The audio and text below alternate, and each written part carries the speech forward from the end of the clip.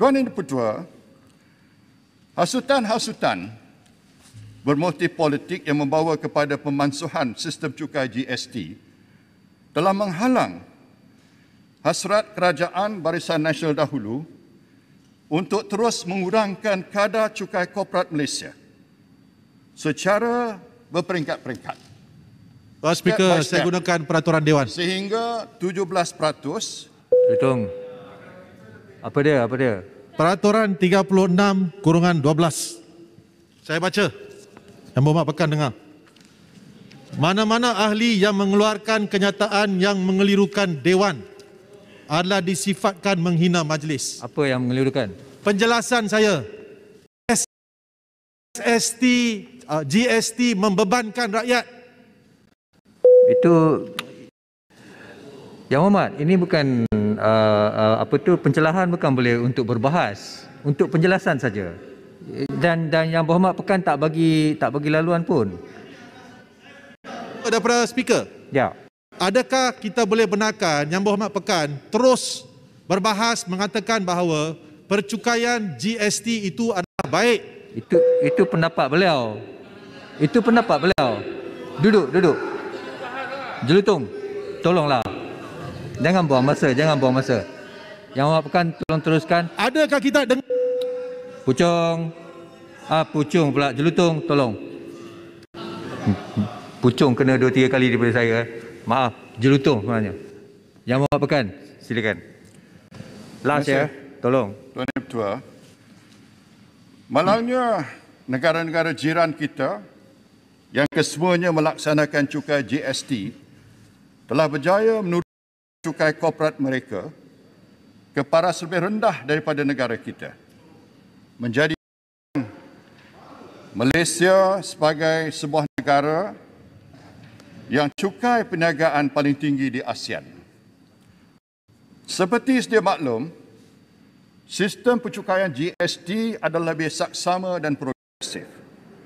Semakin banyak yang kita belanja, semakin banyak yang kita bayar.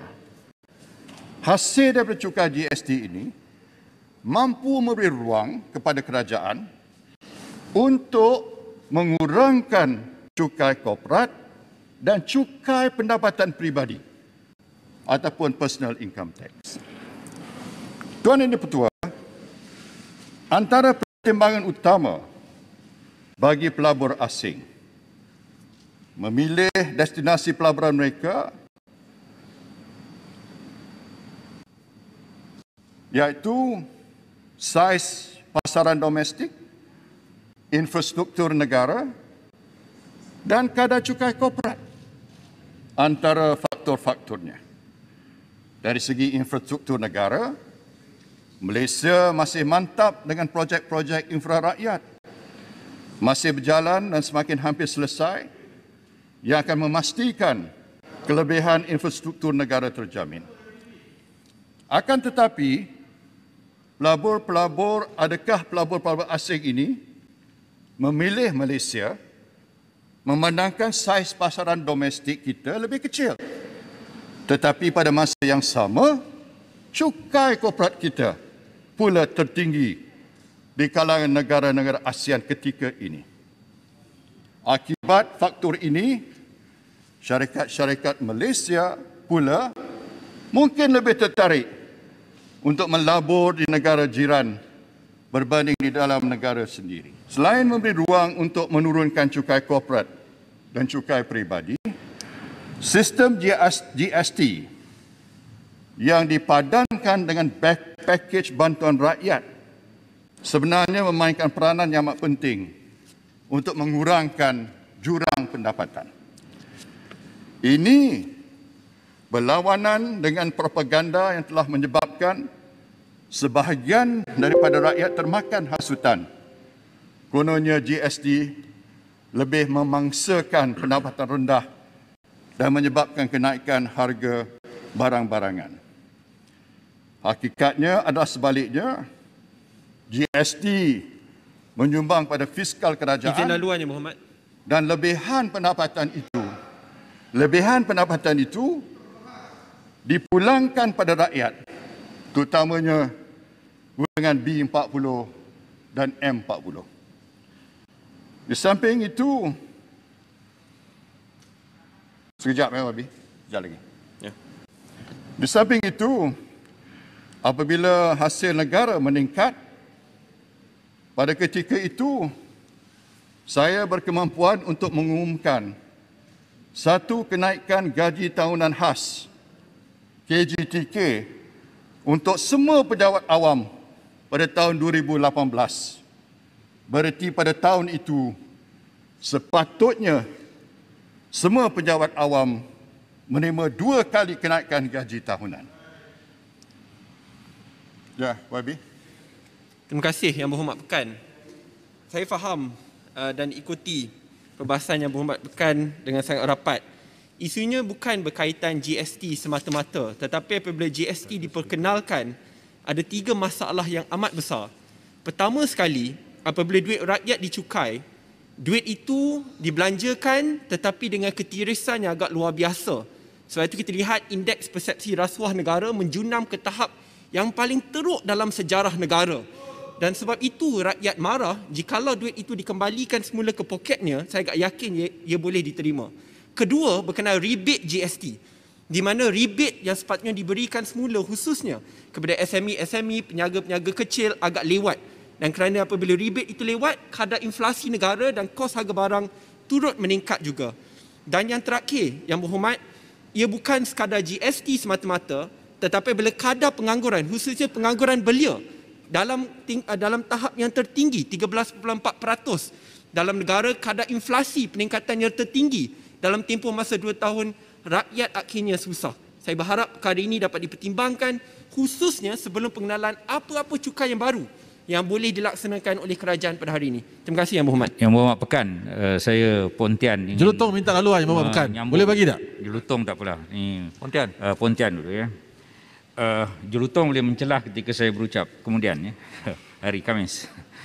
GST ini dilaksana oleh 170 daripada 194 negara atau 85% daripada kerajaan dalam dunia ini. Bagaimana negara-negara 170 daripada 194 itu memilih sistem percukaian yang jika yang tidak baik, tentulah mereka memilih sistem percukaian yang terbaik termasuk dalam negara jiran kita sekitar ini. Bila disebut tentang inflasi, ketika GST dilaksanakan, kadar inflasi sebenarnya turun. Ya. Itu adalah fakta yang boleh kita lihat kembali. Dan kutipan GST itu 44 bilion dibanding dengan SST cuma 21 bilion, berarti ada tambahan 23 bilion.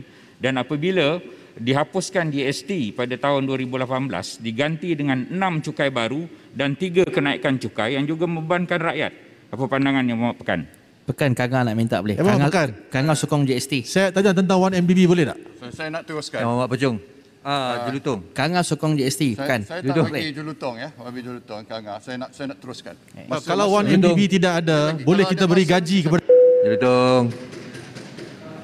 Saya ambil kira pandangan YB Muar dan Pontian. Saya setuju dengan pandangan YB Jelutong tak boleh? Pontian. Saya tanya soalan, tak boleh? Yang Muar saya nak beritahu bahawa dari segi yang disebut ketirisan itu, sebenarnya GST menyebabkan pengucupan apa yang dikatakan the black economy daripada 25% kepada 10%. Jadi ketirisan itu sebenarnya lebih teruk sebelum GST.